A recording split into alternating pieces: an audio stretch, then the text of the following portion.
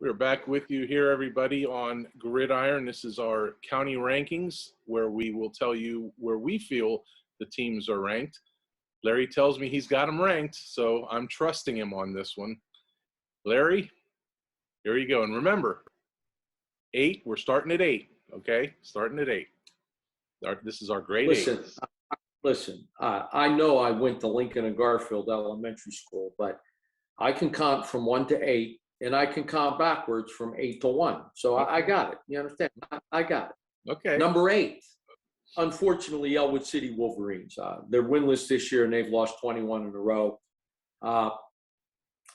Football's a tough sport, but it's even tougher when you're not winning football games. And that's where their program is right now. I give credit to those kids who stick it out and play the year out, notwithstanding the fact they haven't had much success. Yeah, I also have Elwood City at number 8. As you mentioned, 21 losses in a row. There hasn't been much to build off of. Hasn't been much scoring by the Wolverines, although they did stick 2 in, I think, last week against Neshannock. I don't know. We'll talk more about their game this in another segment. They have Freedom. I've seen Freedom. Freedom's not impressive at all. They got 2 wins. I think one of them's against Riverside. They have a shot this week, Elwood City. Boy, if they can't get past Freedom, they might have another. They either have New Brighton or Riverside left, and I want to say they've already beat Riverside, but those are their two shots. They have 2 shots the rest of the way. Freedom's one of them, and then one other shot. If they can't get it done in those games, it'll be a long off season for Elwood City. Larry Kelly. It's tough. Football's a tough game when you're not winning. Number 7, my Shenango Wildcats. They're having a tough year. Injuries have pretty much decimated their roster. Last year, they were in the top 2 or 3 when we were ranking them. I believe they won their conference. But a lot of things have happened from an injury standpoint and through graduation that leaves them a little undermanned. And that's why, notwithstanding their victory last week, I have them ranked number 7. Ditto, Shenango, 1-4. Overall, they beat Burgettstown last week, got on the board. As you mentioned, they had quite a season last year, WPIL semifinals, but they lost an awful lot in terms of graduation and player eligibility with injuries. I believe Tino Campoli got hurt last year. Correct me if I'm wrong. And he's not out for football this year because of it. That would have been their quarterback. Well, Tino hurt his arm in February, had surgery in February to attach a tendon to the bone. He not only would have been their quarterback, but as I've said on this show before, he would have been the best quarterback in the conference if you were asking Larry Kelly. And unfortunately, he's not ready to play, and Shenango had to go with freshmen and sophomores at the quarterback position, and that's hard to do. Phone call, Stacy Robinson. Yeah, Stacy, I know. Tyler Staub's a really good quarterback too, my man. Stacy Robinson weighing in on Tyler. Everybody is entitled to their opinion. You understand? Yeah. And I may not always agree with you, Poniewasz, but I respect the fact that you have opinions, and your opinion should be respected. I'm just telling you. So when I render my opinion, I don't expect my man, Mr. Coach Robinson, to agree with me. I don't. But I think Tino Campoli would have been the best quarterback in the conference. Just me. That's just my opinion, for whatever it's worth. And maybe it's not worth anything. That having been said, number 6, I have Union. Again, they started the season out really strong, beat Rochester for a big victory, and then all of a sudden, injuries decimated their team. They played 2 weeks ago with 7 starters out against Northgate. It's my understanding they did not have a full squad against Cornell. And again, when you're playing shorthanded, it's tough to play the game of football, and it's tough to win football games. I have Union ranked number 6. Yeah, I also have Union ranked number 6 or 3-3 overall. COVID has been a big part of it with Union, with a lot of their absences, and that hurt them again last week, as you mentioned. You know, I'm not really sure if this is going to keep going for them, if they're going to have to forfeit a game because of it. As you mentioned, 17 players that they were down to recently. You can't really go into a game down too many more guys than 17. I would say 15 would be the limit. I would be really hesitant to either get on a bus for a road game with 15 guys or a home game with 15 guys. I wouldn't want to do it. So you're pretty much right at your limit at 17. Very difficult. And again, when you're at a small school, there could be a really big difference between the starter and the player who is playing behind that starter. You might go from a senior with experience to a freshman who's never played in a varsity game before. So, Union started strong. It looked like they were going to have a really, really good season, but unfortunately, injuries and COVID and other factors have affected their team. Number 5, my Newcastle Red Hurricane. Big win last week. We've talked about that. They have a chance to move up in these rankings. They have Beaver next week, and on the road, they win that one, and they will move up. But right now, I have them number 5. Yeah. Also, number 5, Newcastle, 4-2 in the regular season overall. Pulled out a big win in the Parkway opener last week. I was really stunned with that touchdown return on the blocked field goal. I saw the block happen. I start writing down block. The kick was blocked, and all of a sudden I hear Ken Lebovi and the broadcast crew announcing that the ball's being returned the other way. And I look up, and sure enough, the ball's being returned the other way. That stunned me, and that almost held up. Had that ball been incomplete on that 4th down pass, that would have held up, Larry. I was at the game, and I saw that kick get blocked, and I had no idea where the football was. I really did. I never saw it, and I think I was as shocked as anybody to see the player from Montour running down the field. In fact, everybody was shocked because, truth be told, he was already 30 yards down the field before anybody started chasing him. And I agree with you. Had Newcastle not scored with 8.3 seconds left on that final play, they didn't have any timeouts left. I don't think they get another playoff. So that's how special that play was. Yeah, that was 4th down, so it was do or die. And well, even if they got a 1st down, and you can correct me if I'm wrong, in high school football, you cannot spike the ball like you can in the NFL. That's intentional grounding. So they would have had to have gotten up to the line of scrimmage, got a play called, and I don't think they could have done it had they not scored on that last play.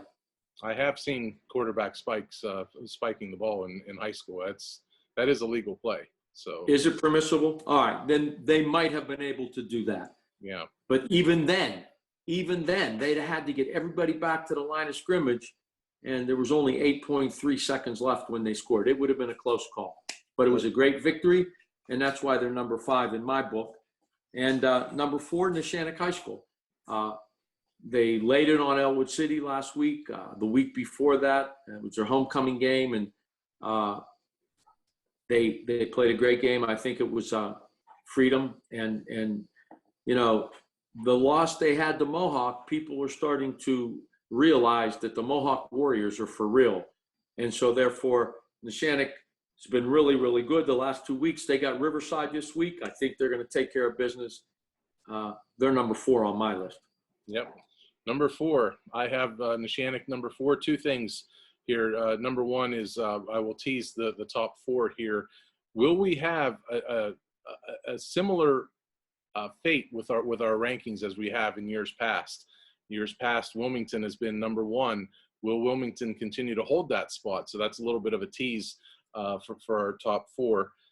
But how about Neshannock? They are my number 4. They are 5-1 overall. They had that one hiccup against Mohawk. So without that hiccup, Larry, if all things are being equal, they're probably somewhere a little higher than 4. I don't know how much higher because we're top heavy around Lawrence County, as you know, with the successful teams that we have. But they've been rolling in their other games. They've dominated the action in their other games. They're good. Neshannock is good, and they're really good across the offensive line. In just about every game that I've seen them play this year, with the exception of Mohawk, they have dominated the line of scrimmage. And if you dominate the line of scrimmage in a high school football game, you're going to win. And that's what Neshannock does. Sure. Absolutely. Well, tell me, Larry, you're number 3. Number 3 is Mohawk. The Mohawk Warriors are for real. I mean, they took care of New Brighton last week. They beat Neshannock at home. This is a good football team. And again, when you can stand your ground against the offensive line of Neshannock and run the ball as effectively as they did in that game, you are a good football team. Mohawks for real. They're number 3 in my book. Yep. Mohawk also number 3 in my book. They are 4-2 overall. They upset Neshannock 15-7, as we talked about briefly with in the Neshannock part of it. That's what's got them number 3. I think if Neshannock beats Mohawk, you're looking at Neshannock number 3, Mohawk number 4, but it went the other way. It went in favor of Mohawk, so that's earned Mohawk the number 3 ranking. They are 3-0 in the Midwestern Conference, and they have a big game on Friday night. Larry, if I'm remembering it right, Mohawk still has Elwood, and there's one other one that I think is very winnable for them, Freedom. Bare minimum, they've got 5 wins in the conference.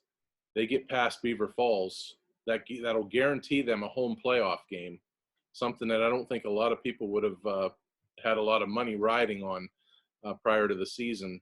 But that's how good Mohawk has been so far. But they got to keep it up. You know, they're going to have tough games. They're going to have a Laurel game here in a couple of weeks. They got Beaver Falls Friday. But they should, regardless, when the dust settles and the playoffs start, they will be in the playoffs and they will have at least 5 conference wins. Don't forget, 2 years ago, Mohawk had a really, really good football team. Last year, they played a lot of underclassmen. These guys are back. This team's good. I've seen them play. That's a good football team. They're they're very solid on offense and on defense, and they got the best kicker in the county. And so, therefore, Mohawk deserves to be number 3. Now, I think you looked at my list and you're just copying my list. And I understand that. Someone once said that imitation is the most sincere form of flattery. So I am flattered that you looked at my list and just basically copied it. So I'm okay with that. That's flattery. But why don't you tell me your number 2 before I tell you mine? If anybody out there believes that, then you need a serious psychological check. Number 2 is Wilmington. Number 1 is Laurel. Wilmington 4-1, lost to Liberty Benton. That's their only loss. They got on a bus and went all the way to Findlay, Ohio, and they did not look very good in that game. It's hard to say if all things were equal and that was on the schedule and they had a chance to get themselves ready for a long bus ride and had a chance to scout them for an entire week and do film. Would it have been a 35-14 loss? Would it have been much more competitive? How do they hang in there with that team? We'll never know, but that's where it's at. And they've came back from that bad 4 quarters in Ohio, playing very well. Now last week they almost gave another one away. They dug themselves a 21-0 hole and battled back, and they have a good kicker also in James Winters. Well, I told you that Sharpsville always plays Wilmington tough, and it didn't surprise me that they played them tough last week. I, too, have Wilmington as the number 2 team. You know, as I said earlier, when they lost to that team from Ohio, the game was scheduled literally 3 days before they played it. You don't have a chance to do the normal film study and to prepare your team as you normally would. Nobody prepares a football team as well as the coaching staff at Wilmington. But they are a 1-loss team, which means that the number 1 team on my list are the Laurel Spartans. I do believe that they are the best team in Lawrence County right now. They have it rolling on all cylinders. They have a ground attack that the Pittsburgh Steelers should envy. Luke McCoy, the kid's an absolute stud. Not only as a football player, I got to look at him twice next year in baseball. Kid's a player, well coached, tough kids, a lot of pedigree with that program. The Laurel Spartans are for real, and until somebody knocks them off, they will be my number 1 team moving forward. I also have Laurel number 1. As I mentioned, they're 6-0 regular season. They're just rolling, as you mentioned, behind Luke McCoy. He's got over 1,000 yards rushing already this year. Yards per carry, 13.3. So every time they come to the line, they could easily look over to the left or right, depending on where the the stick guys are and say, we're giving the ball to Luke McCoy. Get ready to come on up another 10 yards because we're moving the chains. He's a chain mover. He's the real deal. He has power. He has speed. He's elusive. He's tough as nails. Kid's a player. He is a player. And, right now, maybe the best football player in Lawrence County. Yeah. A lot of people would say, okay, well, he's a good player. Name me somebody else. How about Kobe DeRosa? He's also a very good player. How about Michael Pasquarello? He's also a very good player. They have two other baseball players, by the way, on their baseball team that I got to look at next year. The kids from Laurel, tough. They're good athletes and they're well coached. And when you have that working for you, you have a 6-0 record and you are the number 1 team in Lawrence County. Yep. Okay, that is our Great 8 around Lawrence County. What is your Great 8 around Lawrence County? How do you guys have it figured out? Let us know. You can tweet Larry Kelly if you like, because he's a social media guy. Absolutely. Or you could email us here at the Newcastle News, ncsports@ncnewsonline.com. We'd love to hear about it. Tell us who you think and if we got it right or not. And we've got more segments here, and we will do that coming up next here on Gridiron. When I became an attorney, I chose to stay here because my friends and neighbors needed a lawyer they can count on. I believe that if you're hurt on the job, you shouldn't have to go it alone, especially if your employer or the insurance company tries to bully you. You can count on me to get you the workers' compensation benefits that you deserve. Even if it gets rough, I'm not going anywhere. I'll stand my ground right here where I've always been. I'm Larry Kelly, and I'm a Newcastle guy.